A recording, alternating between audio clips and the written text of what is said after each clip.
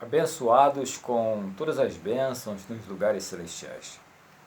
Voltando aqui agora na 16ª parte desta mensagem importantíssima sobre o anjo transformado em homem.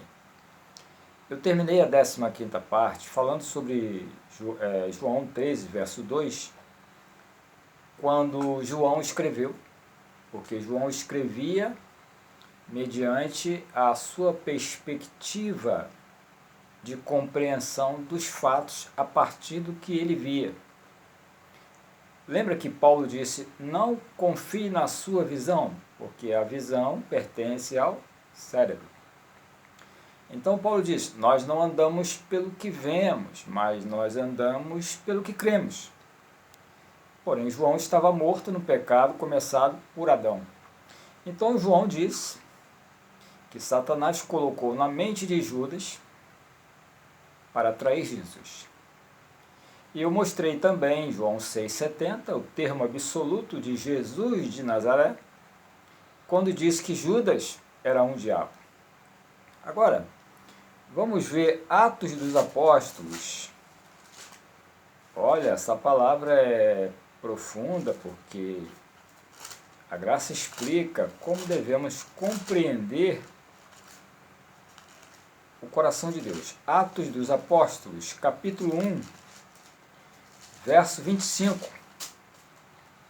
Diz assim a palavra do bom pastor: para que tome parte neste ministério e apostolado, de que Judas se desviou para ir para o seu próprio local.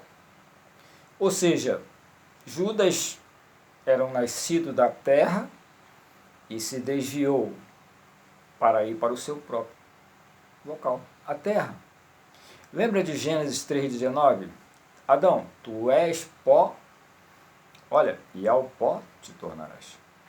Então, a partir dessa palavra de Gênesis 3,19, olha, a igreja durante séculos vive dizendo que é pó, nós somos carne, nós somos pó. Abençoado, você não é pó. Você é um espírito vestido do pó, vestido do animal, o corpo que é a herança adâmica.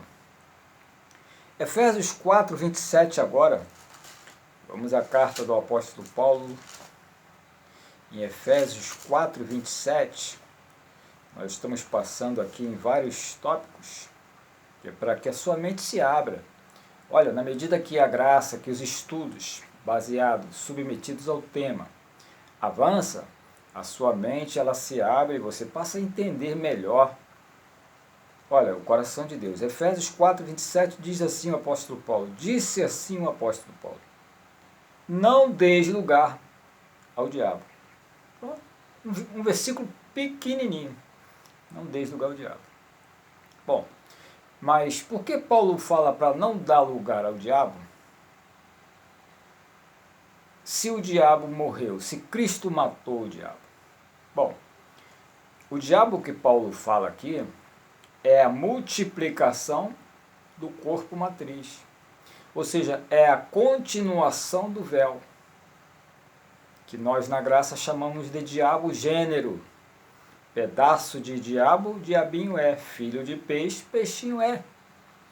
O que Jesus disse? Não está escrito na vossa lei, vós sois deuses? Nós somos deuses.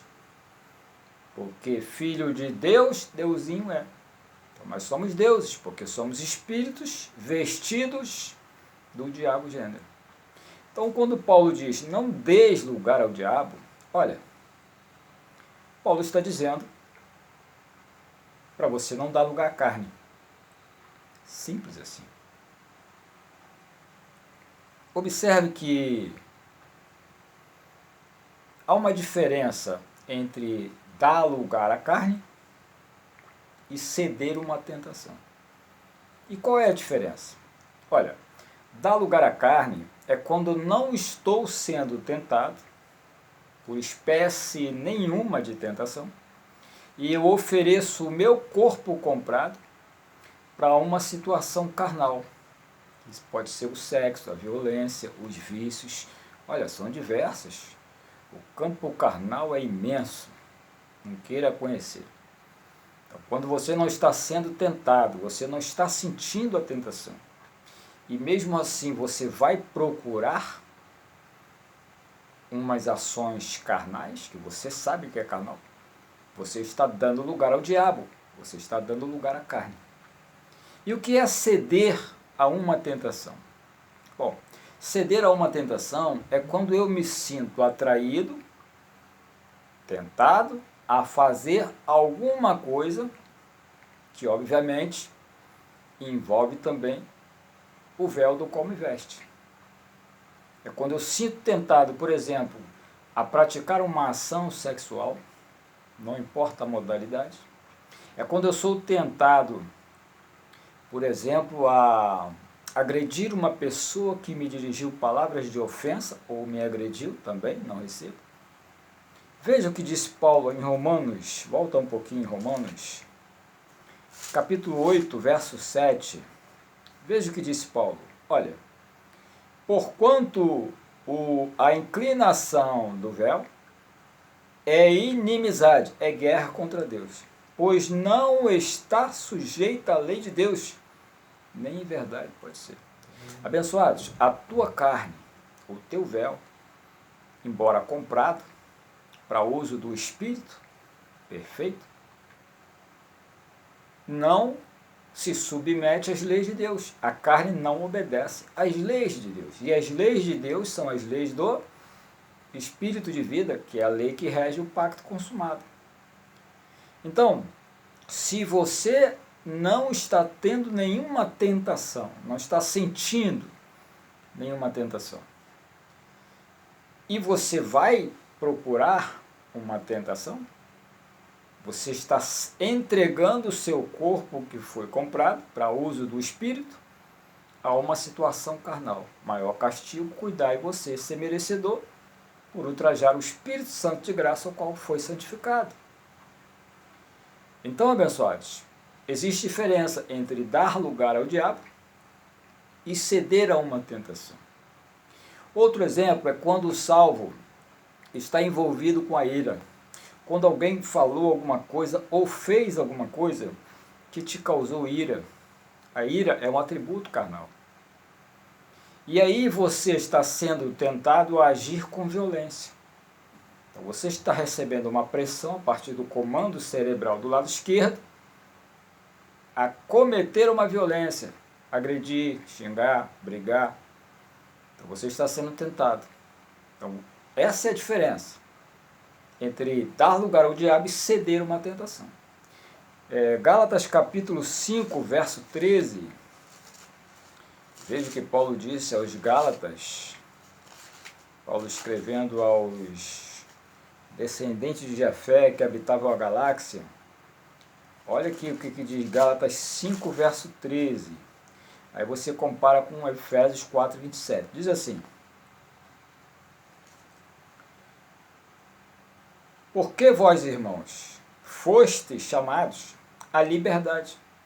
Não useis, então, da liberdade para dar ocasião é lugar, à carne, mas servi-vos uns aos outros pela caridade.